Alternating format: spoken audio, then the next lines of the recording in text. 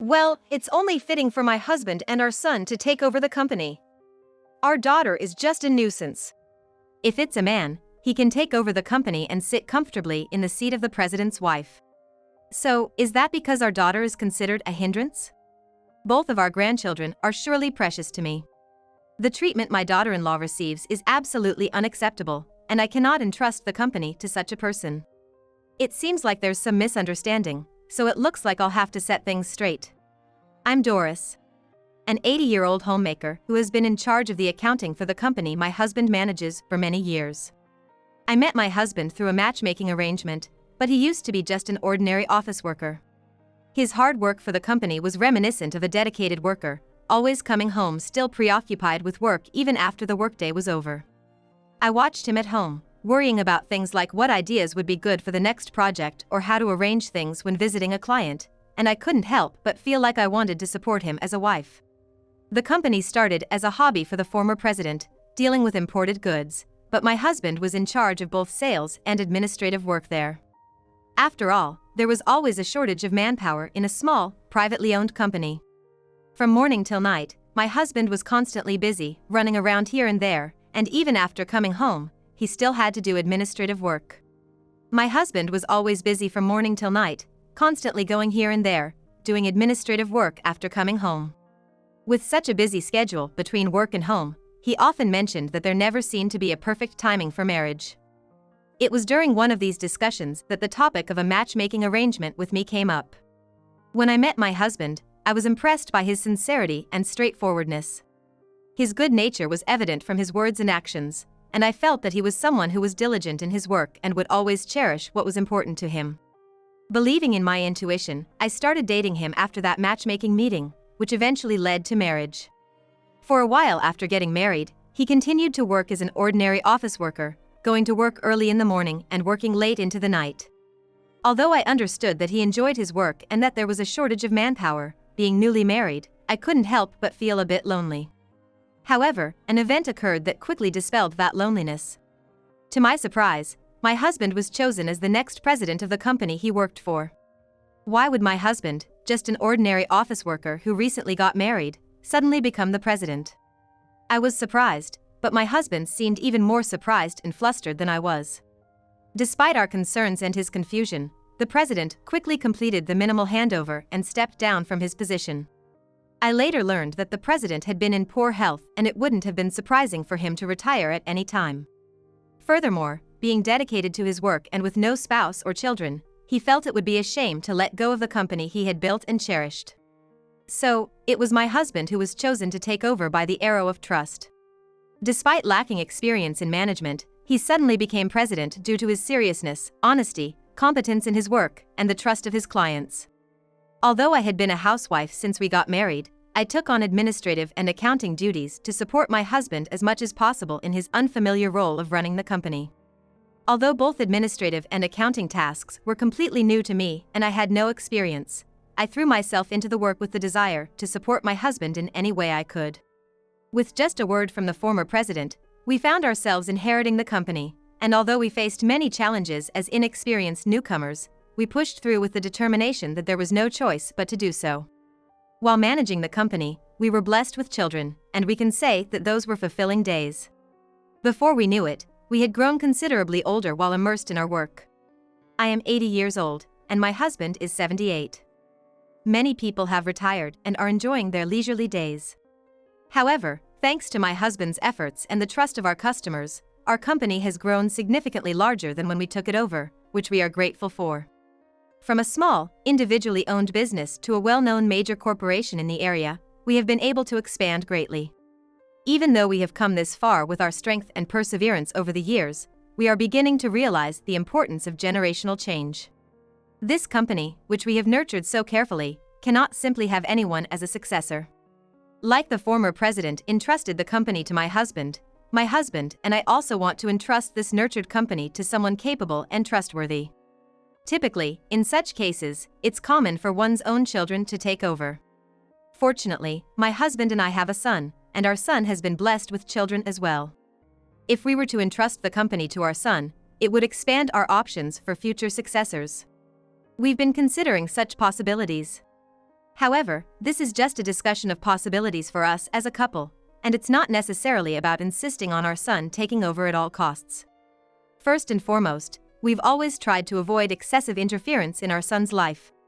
Both of them are independent individuals. Moreover, since they're married and have their own families, they might find it bothersome if their in-laws were too intrusive. Having struggled with mother-in-law and daughter-in-law issues in my youth, I strongly felt that I didn't want to impose such feelings on my eldest son and his wife. While we don't have a bad relationship with our eldest son, things changed after we received news of the birth of a child in their family. We were told by our eldest son's wife, "I'm busy with childcare, so please don't contact us." So, we decided to simply watch over them without reaching out. Then, one day in December, we received a sudden invitation from our eldest son's wife. "This New Year's Eve, we'd like you and Dad to come over and spend some quality time at our place. There's also some news to share, so let's relax and chat together." It wasn't often that we received invitations like this from our eldest son's wife, so we were surprised but didn't feel bad about it.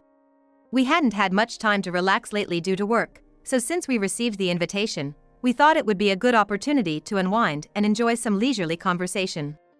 "We'll be there. Thank you for the invitation for New Year's Eve." "No problem at all.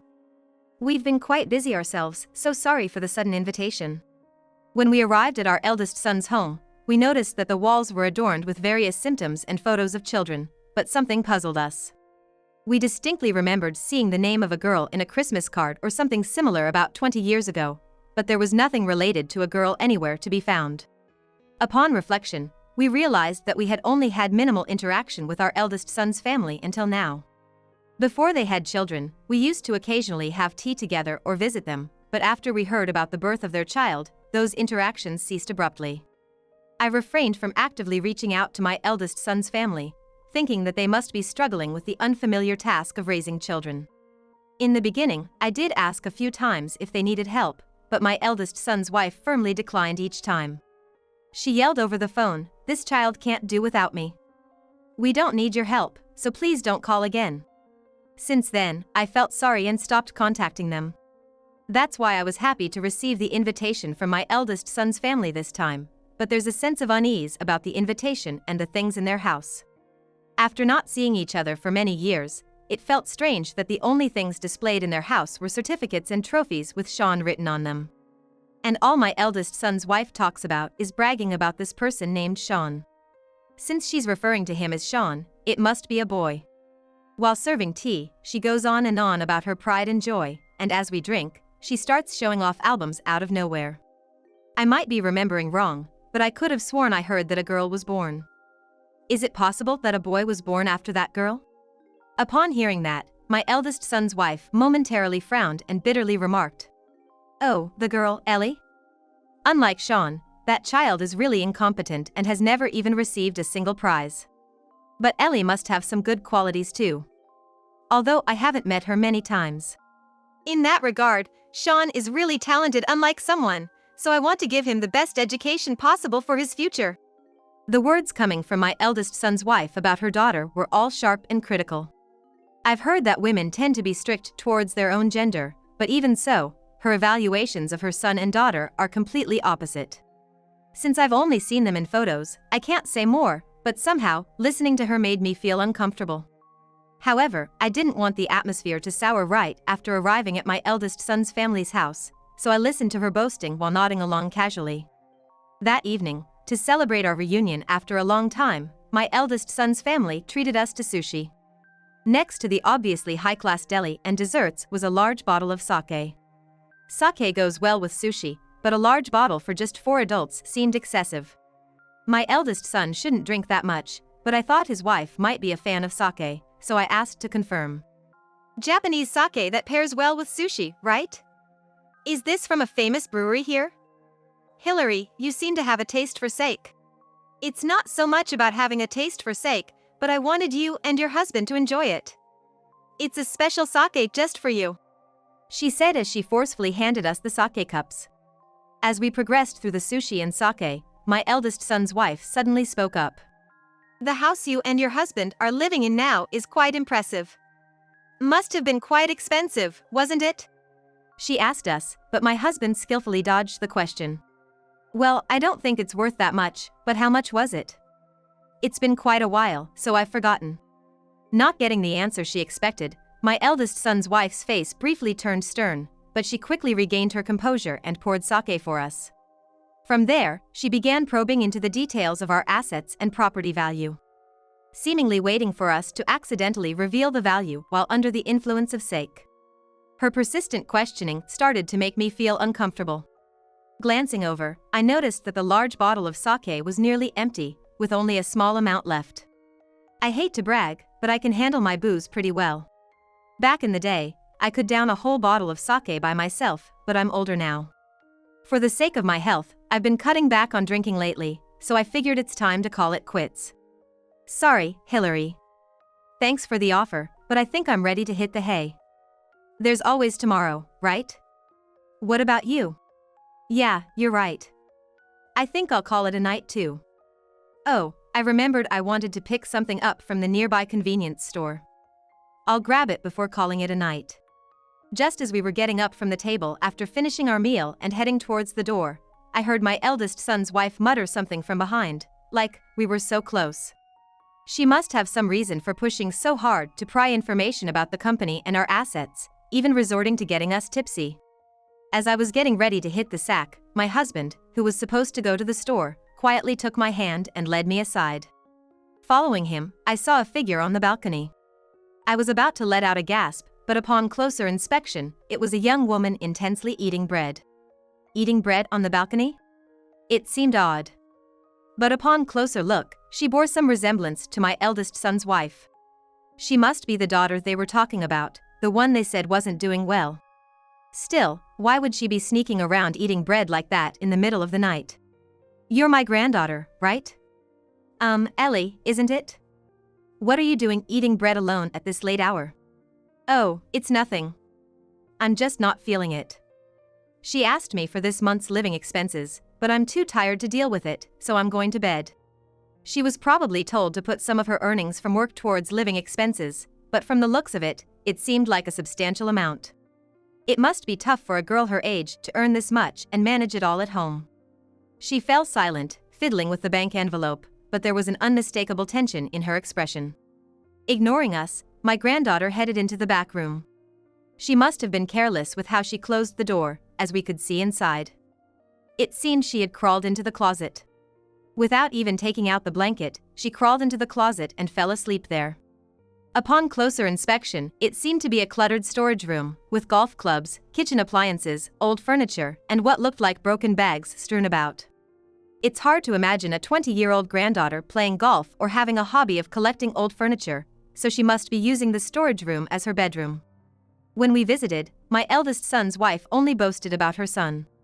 She talked about his talent, intelligence, and how much money she was investing in his potential, but it's hard to believe that her eldest daughter is being treated like this. My husband also seemed stunned, unable to believe what was happening right in front of him. No matter what, the way they treated their own children was unacceptable, especially the condescending attitude towards our granddaughter. My husband must have had some thoughts of his own. After a while, he seemed to ponder for a bit before retreating to the bedroom. Later, it became clear what my husband had been pondering, and my son and his wife would realize the seriousness of what they had done. In the middle of the night, I woke up with an unfamiliar pillow. Looking at the clock, it was 2 a.m., but I could hear voices coming from somewhere. At first, I thought it might be an argument, but it seemed to be one-sided, with someone accusing the other. After listening for a while, I realized it was my daughter-in-law and the granddaughter we had just met earlier. Apparently, she was upset that her granddaughter had met us earlier. Why are you talking to those old hags? And you're not supposed to be in this house, yet you're causing trouble. I could hear her saying. Putting aside being called an old hag behind my back, what did she mean by her granddaughter not supposed to be in this house? The one-sided scolding from my daughter-in-law continued until just before sunrise. It was heartbreaking to listen to her snide remarks all night. And finally, the sun rose, and it was morning. In this situation, I couldn't help but worry that our granddaughter might be sleep-deprived. Unaware that my husband and I had been listening to the one-sided scolding directed at our granddaughter, my son and his wife approached us with innocent faces. "Good morning. Hey, Dad, are you starting to think about the next generation of the company? Well, yeah. It's a precious company that I've inherited from the previous president and nurtured to this point. I'm considering entrusting it to someone with a promising future. At that moment, I couldn't miss the suppressed smile on my son's wife's face. That's right. It's a company you've worked hard to protect and nurture. You want to entrust it to someone who will cherish both the company and the people who work there. Yeah, exactly. Because we want it to continue for even longer, we're looking for someone with a promising future who can value the people they work with. My son and his wife nodded vigorously, then suddenly launched into a presentation. After all, Dad and Mom are getting older, and we don't want them to push themselves too hard. I've also been studying management in between work, so even though I'm not exactly like Dad, I should be able to run the company. And let's not forget, we have our pride and joy, our son Sean, so we're stable for at least the next 2 generations. You know, carrying the backbone of the company is a job for a man, after all. It was as if my son and his wife were speaking as if it had already been decided that they would inherit the company. Neither my husband nor I had ever mentioned handing over the company to our son and his wife, but it seemed that in their minds, they were already living as the president and first lady of the company, having taken it over. My husband intervened with a conciliatory tone. Well, when the time comes, we'll have a formal discussion about it. It's about the future of the company, so even though we're family, it's a bit informal to rely on verbal agreements like this. Yeah, that's true. I got a bit carried away, looking forward to the day when you and Sean will shine at the company. Without a doubt, they seemed to think they were going to inherit the company, but we had clearly communicated who would be suitable to take over the company. I wonder how they will react when they learn the truth about the future of the company. Later on, I contacted my son and his wife and asked them to come to our home. Considering that there had often been no response despite previous attempts to contact them, their enthusiastic agreement to come to our home was quite a change from before. Their excitement could be easily heard over the phone. Thank you for contacting us, mother-in-law. Is this about the matter we discussed earlier? It's a significant day for our family, so should we come in formal attire? No need to be formal. Just come as usual. We'll be waiting for you. The promised day arrived. The eldest son and his wife came to our home, but as soon as they arrived, they started causing a commotion. Hey, Mom, what's this all about? What's going on? Mother-in-law, this joke has gone too far. There's nothing here. It would be appropriate to say that it was the place where our home used to be. Our home had already been demolished and turned into an empty lot. Of course, we hadn't informed the eldest son and his wife about the demolition yet, so they seemed quite shocked. We talked about me inheriting the company and the house, right? This isn't what we agreed on. Why isn't there a house? Did we promise you would inherit the company and the house? Did we say we'd hand them over to you? When did we have that conversation? When I explained this, the eldest son and his wife seemed to tremble with anger. However, as if struck by a sudden thought, the expression on their faces changed, and the eldest daughter-in-law approached us. I see. You had the home demolished and turned it into an empty lot, and then you prepared for us to build the house we like, right? We've been wanting to fill our new home with our own preferences, so we appreciate it. Yes, it's a once-in-a-lifetime purchase, after all. It's important to cherish your own preferences. Perhaps feeling encouraged by this, the eldest daughter-in-law approached us with her true intentions, which were quite transparently focused on inheritance. It seems they are still interpreting things in a way that suits them, but it's time for us to confront reality. We can't just accept such a splendid piece of land for free from you, dear father and mother-in-law. How about letting us help out with things around the house in the future? Since we're family, I think we can lend a hand. After all, I'm a full-time housewife. That sounds good.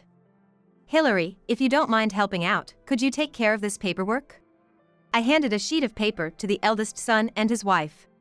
What's this? Renouncing inheritance? Forfeiting inheritance? What does this mean? It means exactly what it says. You don't have the ability or the character to take over the company. That's all. When I made it clear, the eldest son and his wife turned red-faced and seemed about to lunge at us. What do you mean by that? My husband Bill has been studying business management and sales on his own while working at his current job. And besides, With our talented Sean, our future will be secure if he takes over the company. Don't you understand yet? Being at the top of a company requires more than just knowledge. And society isn't so lenient as to let someone become the boss just because they're a man. In fact, for the past few years, our eldest son had occasionally visited our home, expressing his desire to learn about management while helping out. Although it was irregular, my husband seemed pleased whenever our son offered to help, but it turned out he wasn't actually studying business seriously.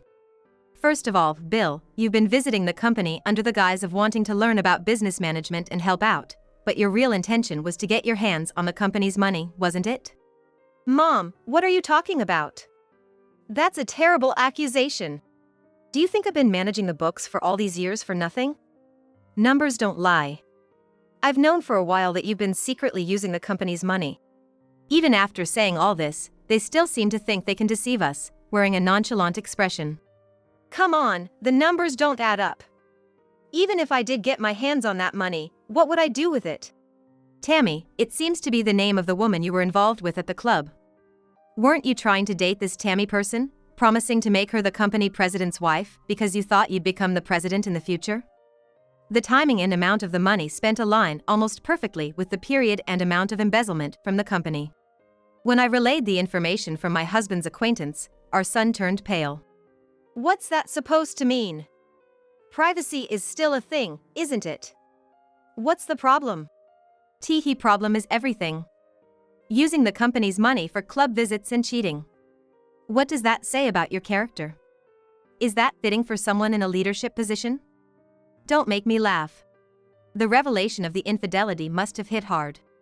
Beside our eldest son, his wife turned beet red and trembled. However, she seems to be the type who won't stay down even after falling. I never thought you'd be the kind of person to cheat and embezzle money from your father-in-law's company. It's over. But Sean, who inherits your father's blood, is different. He's talented, so although it won't be immediate, he will be the one to bear the company's burden in the future. So wait until then. The eldest son's wife seems to believe blindly that her son can do no wrong. She mutters to herself about the names of competitions and awards he's won as if they're proof of his excellence. That's right, your pride and joy, Sean, was over at our place playing. Did you know? Well, he mentioned going to see Grandma a few times before. What about it? You're his mother, and yet you seem to have no clue what your own son is up to? Take a look at this. I said, showing her the screen of a flea market app. All these brooches, necklaces, and watches listed here are mine. I've been missing them ever since Sean started coming over to our house to play. What are you talking about? Stop making false accusations. Where's the proof that Sean is involved with this flea market site? A generic icon and a harmless bio indeed make it seem like I'm just harassing her and her grandson for no reason. But I have solid proof. Look at this bag listed for sale. See this scratch and this logo? Don't they remind you of the album Sean showed at our house? Do you recognize it? Faced with her husband and son's misdemeanors, the eldest son's wife trembled. Yet, I couldn't just let this go. Even though he's family, this is a crime. I could go to the police, but if you're willing to return everything properly, I don't want to make a big deal out of it. What will it be? I haven't embezzled any company money. He insists, planning to deny everything. He probably thinks I won't actually go to the police because we're family. All right then. If that's your final answer, it's too late for regrets. Finally, my husband spoke up. I've been silent until now, but I can't stand the way you're raising one grandson to be shown off while mistreating the other. It's unacceptable. Both are my beloved grandsons, and treating them so differently is just wrong. To run a company, you need to be a person who can be trusted by everyone, or it'll easily fail. Harsh treatment? I was just trying to raise a suitable successor for your company. That's nonsense. Raising a successor? You're just mistreating a child. Later, we reported our eldest son's embezzlement to the police. A week later, the police began investigating the eldest son and his wife, and his wrongdoing came to light. With ongoing investigations, their house was frequently visited by police officers, becoming the talk of the neighborhood. Meanwhile, their son, who had always been bragged about as the future heir, became an unwelcome presence both at school and in the neighborhood. The scandal made it clear that his previously flaunted status had pushed people away. Having flaunted his status as the heir apparent, the scandal caused people to distance themselves from him all at once. No one was willing to lend a hand to them, as they were left to deal with the aftermath of their greed and vanity. Meanwhile, we sold our land to move into an independent living facility for seniors, enjoying the company of peers our own age. Having some financial leeway even after moving into the senior living facility, we decided to support our granddaughter in living on his own, who had been sleeping in a closet and was not allowed to move out or have her own life because of the family's financial needs. We hope this will be an opportunity for him to become independent from the eldest son's family and to spread her wings. Though it was an unexpected turn of events, she seems to see us as benefactors who helped her get her life back on track. We've become so close that she occasionally visits us at the senior living facility. Moving forward, my husband and I want to live peacefully, not swayed by money or superficial emotions.